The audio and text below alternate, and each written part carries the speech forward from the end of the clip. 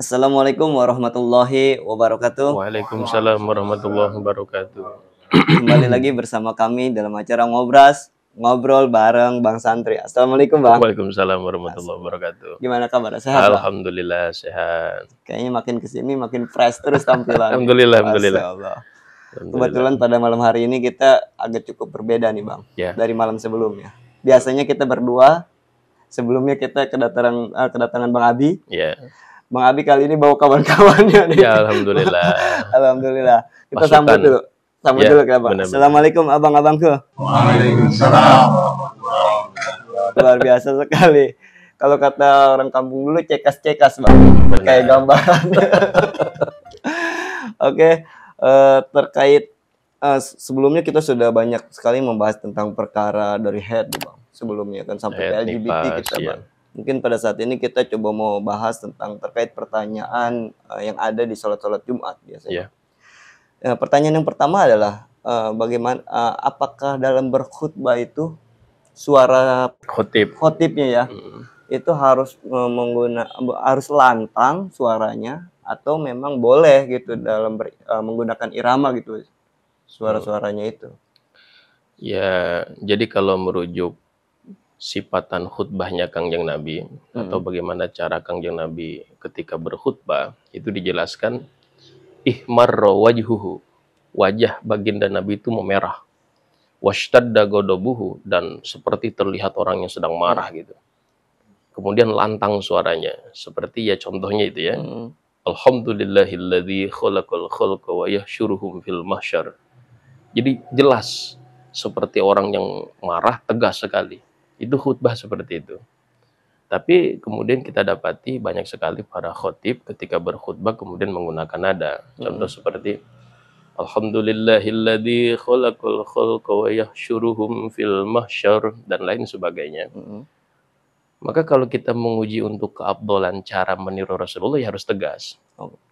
Jadi cara khutbahnya Rasulullah itu tegas dan juga penuh dengan karakter seperti orang yang sedang menyeru. Layaknya kita sedang menyuruh orang gitu kan.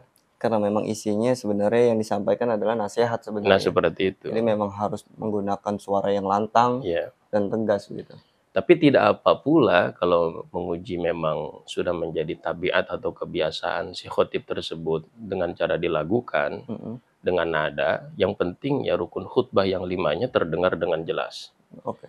Yaitu memuji kepada Allah, alhamdulillah, kemudian sholawat kepada baginda Nabi, kemudian wasiat takwa, kemudian membaca Quran, membaca ayat-ayat daripada Al-Quran, dan yang keempat berdoa untuk orang-orang mukmin, orang-orang muslim, dan juga muslim laki-laki dan muslim perempuan gitu. Seperti itu. Masya Allah. Berarti tidak sampai ke ranah membatalkan khutbah ya, tidak ya berarti? Tidak, tetap sah khutbahnya. Oke, mungkin dari abang-abang nih, biar tidak cuma mendengarkan doang nih. Takutnya kita ngobrol, mereka mendengarkan, mereka kayak bawa karung gitu, pulang bobolehan gitu. Coba siapa tahu ada pertanyaan yang mungkin keseharian menjanggal gitu kan. Ya, izin bertanya Ustaz. Terkait masalah sholat Jumat, terkadang saya suka melihat ada yang ngejuhurin atau gimana gitu ya. Apakah itu memang diwajibkan atau bagaimana gitu Ustaz? Wah, ini panjang ini jawabannya ini. Masya Allah. Masalah ngezuhurin ini menjadi perbedaan pandangan ya. Jadi sebelumnya kita harus paham dulu, sholat Jum'ah itu berbeda dengan sholat fardu lainnya. Dari segi hukum diberjamaahkannya. Sholat lain, zuhur, asar, maghrib, isya, subuh, diberjamaahkannya itu di dalam madhab Syafi'i maksimal hanya fardu kifayah. Tidak sampai ke derajat fardu ain. Berbeda dengan mazhab Hambali. Kalau di dalam mazhab Hambali itu berjamaah sholat 5 waktu hukumnya fardu ain. Artinya tidak sah sholat zuhur, maghrib, asar, isya, subuh apabila tidak diberjamaahkan. Tapi di dalam mazhab Syafi'i sah saja kita sholat sambil sendiri pun tidak apa-apa. Jadi di dalam mazhab Syafi'i sholat 5 waktu hukum berjamaahnya sunnah muakkadah atau fardu kifayah. Tetapi di sholat Jum'ah di seluruh madhab itu mewajibkan dilaksanakannya secara berjamaah.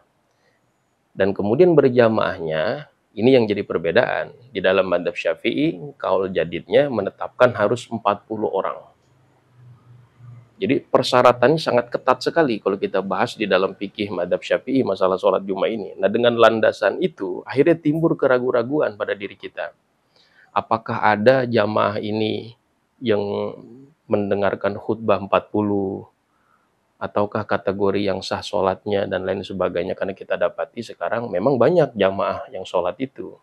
Tapi kadang-kadang kita menimbulkan keraguan di dalam masalah syarat-syarat lainnya. Seperti kita dapati banyak yang tertidur pada saat khotib membaca khutbah. Akhirnya kemungkinan tidak mendengarkan khutbah. Ini bisa merusak akan sahnya sholat Jumat. Nah, dengan landasan itu akhirnya kita muro'atan lil khilaf. Khawatir Jumat kita tidak sah, kemudian kita melaksanakan sholat zuhur. Makanya sholat zuhur disebut sholat zuhur yang muro'atan lil khilaf. I'adah muro'atan lil khilaf. Di dalam Fathul Mu'in dijelaskan, wa ini tatu sallau al-jumu'ata summa zuhura kana hasanan. Apabila penduduk kampung yang melaksanakan sholat Jumat ini berhati-hati akan sah dan tidaknya sholat Jumat, kemudian melaksanakan sholat Jumat, lalu kemudian melaksanakan sholat zuhur setelahnya, kana hasanan, maka itu dihukumi bagus. Artinya ngezuhurinnya kita itu menjaga kehati-hatian agar sholat Jumat kita itu bisa ditutupi dengan zuhur tersebut. Tapi beda lagi kalau kita memang yakin sholat Jumat kita sah, maka tidak boleh kita ngezuhurin. Tidak boleh Jadi lagi. seperti itu. Ya contoh seperti di zaman Rasulullah, imamnya Rasulullah, makmumnya para sahabat. Ya maka tidak boleh ngezuhurin. Karena memang sudah dipastikan akan sahnya secara fikih. Dan pasti diterima oleh Allah karena imamnya Rasulullah. Ya, pasti. Seperti itu. Pertanyaan yang luar biasa dari Abang Safi'i ini. Luar biasa. Mungkin ada dari abang-abang lagi. Bang, ada lagi ya. Misalkan mungkin agak telat Jumatnya, datangnya mungkin agak sedikit agak belakang gitu ya. Ketika terlambat lah gitu. Jadi kita datang tuh pada saat khotib sudah naik mimbar, sudah baca khutbah. Apakah kita boleh nggak sholat tahiyatul masjid dulu? Apakah kita baiknya ngedengerin khutbah dari khotib tersebut gitu? Seperti apa ininya gitu? Baiknya gitu. Ya merujuk dari orang yang terlambat, kemudian masuk ke dalam masjid mendapati khotib sedang berkhutbah, maka dia harus taptish, dia harus lihat situasi dan kondisi. Apabila kemudian dia bagian dari yang 40, maka dia harus mendengarkan khutbah. Artinya jangan melaksanakan sholat tahiyatul masjid. Cukup dia membaca tasbih sebanyak 4 kali lah. Subhanallah walhamdulillah wa la ilaha illallah wallahu akbar sebagai pengganti tahiyatul masjid itu. Dan itu diperbolehkan. Di dalam kitab-kitab fikih Syafi'i seperti itu. Jadi mengganti sholat tahiyatul masjid apabila memang ada situasi yang darurat seperti tadi. Tapi kalau memang ketika dia masuk, kemudian dia dapati orang penuh, artinya jumlahnya begitu banyak, dan dia yakin dari semua itu lebih dari 40 orang yang sah secara syar'i masalah sholat Jum'ahnya, maka masih diperbolehkan bagi dia untuk melaksanakan sholat tahiyatul masjid. Jadi lihat kondisionalnya. Kalau memang ketika dia masuk jamaahnya cuma ada 60, lalu dia kekhawatiran kalau dia sholat tahiyatul masjid tidak fokus dengan khutbahnya dan khawatir jamaah yang 60 ini banyak yang tidak mendengarkan khutbah, akhirnya kurang dari 40, maka hendaklah dia jangan melaksanakan tahiyatul masjid tapi mendengarkan khutbah. Jadi seperti itu kondisional jawabannya. Gitu. Ya, mudah-mudahan bisa dipahami. Terima kasih Pak Ustadz. Ya, jelas. Apakah ada lagi, Abang? Silakan. Ya, ini Pak Ustadz berkaitan masih tentang sholat Jumat. Ketika kita lagi sholat Jumat, kemudian khotib sedang khutbah dan kita di situ berbicara, apakah pahala sholat Jumat kita itu batal atau tidak sah kita sholat Jumatnya itu? Ya, terima kasih Ustadz. Kalau itu ada hadis khususnya. Ini luar biasa nih pertanyaan ini. Ya, rada senior, Bang. Iya, Kebetulan. luar biasa ini kakak kita ini senior saya ini. Masya Allah. Aduh. Jadi ada hadis khususnya di dalam masalah kita berbicara ataupun tidak fokus ketika khotib sedang membaca khutbah. Idza qala ahadukum li sahibihi yaumal jumu'ati ansit wal imamu yaktubu faqad lago wa man lago fala jumu'atalah. Angsitu wasma'u ala ma qalahul khatibu alal mimbar. Angsitu wasma'u rahimakumullah. Jadi apabila ada orang yang berbicara ataupun ada orang yang berkata kepada orang lain yang sedang tidak fokus, "Hai, dengarkan tuh, lagi khutbah." Padahal dia maksudnya bagus, menegur orang lain untuk fokus. Maka orang tersebut pun sama. Fakot lago telah nganggur. Artinya nganggur di sini pahala khutbah yang begitu besarnya itu tidak dia dapatkan. Artinya sia-sia. Waman lago fala jumu'atalah. Dan barang siapa yang menganggur ataupun sia-sia pahala Jumatnya, maka tidak sempurnalah Jumatnya. Artinya secara fikih mungkin sah Jumatnya, cuman pahala yang begitu besar Allah berikan bagi orang yang melaksanakan sholat Jumat tidak didapatkan. Maka ini pun terjadi polemik masalah waktu di pesantren saya bahasul masail tentang masalah kotak berjalan pada saat khotib sedang berkhutbah. Ya, agak sedikit mengganggu. Ya seperti Gitu itu. ya.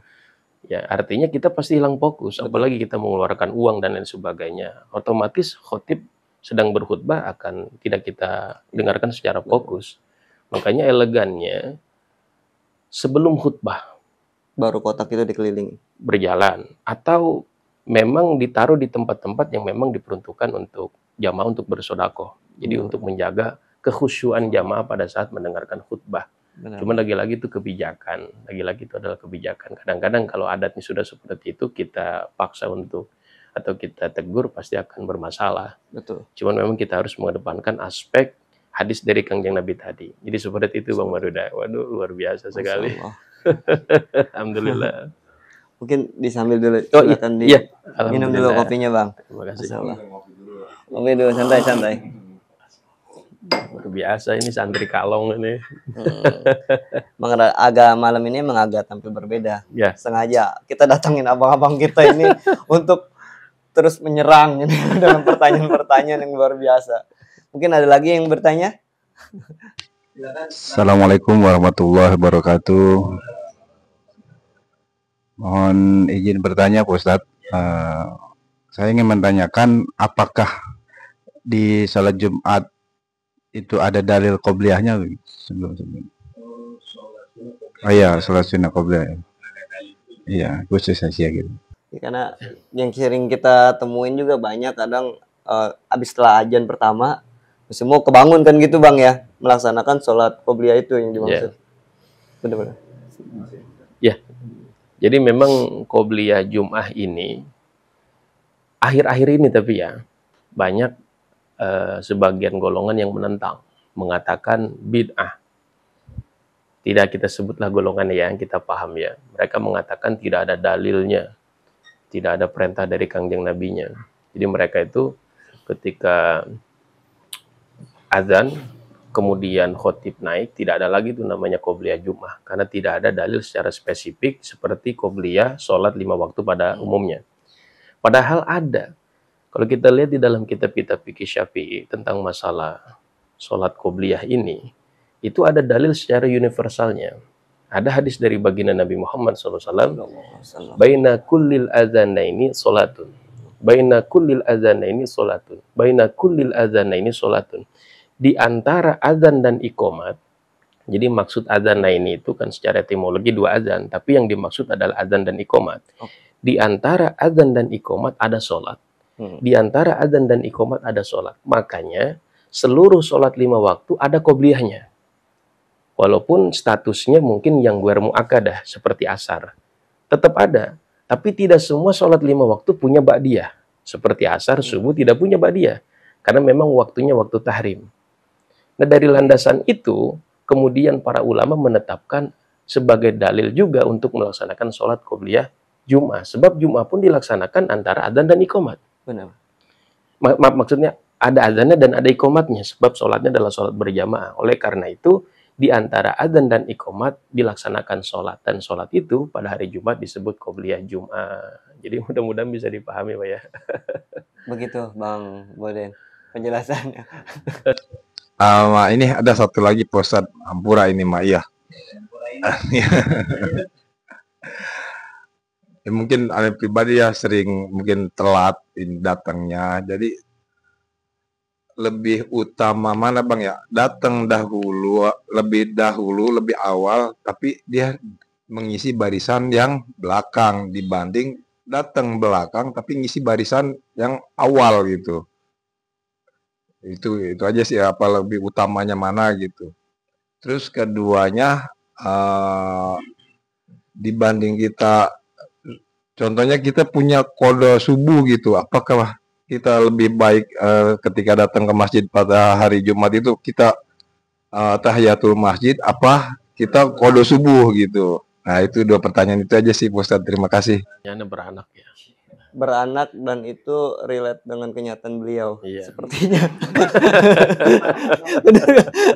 Karena menjiwainya kerasa. Iya benar.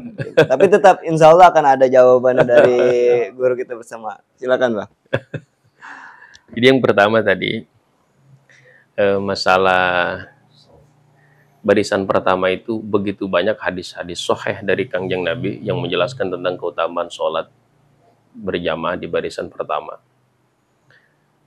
Di dalam kitab Irsyadul Ibad, Syekh Zainuddin Al-Malibari itu mencantumkan lebih dari 5 hadis tentang keutamaan sholat di barisan pertama. Di antaranya, baginda Nabi Muhammad SAW bersabda, Innallaha wa malaikatahu yusalluna ala sopil awal. Allah memberikan rahmat, malaikat membaca istighfar untuk orang-orang yang sholat di barisan pertama. Dan hadis yang lainnya, Allah menurunkan rahmat kepada orang yang berada di sebelah kanan imam yang paling dekat. Al-awwal fal-awwal. Oleh karenanya paling utamanya kita sholat di barisan pertama dan di dekat sekali dengan imam, khususnya di sebelah kanan imam. Itu paling utama sekali. Keutamaannya luar biasa. Dan banyak sekali hadis-hadis lainnya. Jadi apabila kalau kita kebetulan datangnya sholat berjamaah itu bisa memungkinkan berada di barisan pertama, maka kita kejar barisan pertama. Dan apabila memang kita harus berdesak-desakan, maka silakan berdesak-desakan. Karena bagian dari pastabikul khairat. Pastabikul khairat berlomba-lomba dalam kebaikan. Lalu pertanyaan yang kedua, bila kita punya sholat qadha, lalu kemudian masuk ke dalam masjid, mana yang harus kita dahulukan? Apakah qadha contoh subuh tadi ataukah tahiyatul masjid? Yang pertama, hukum sholat tahiyatul masjid itu bisa didapatkan pahalanya dengan melaksanakan sholat lain. Contoh, kita ketika masuk ke dalam masjid lalu melaksanakan sholat, maka sholat tahiyatul masjidnya pun sudah kita dapat pahalanya. Cuman ulama beda pendapat.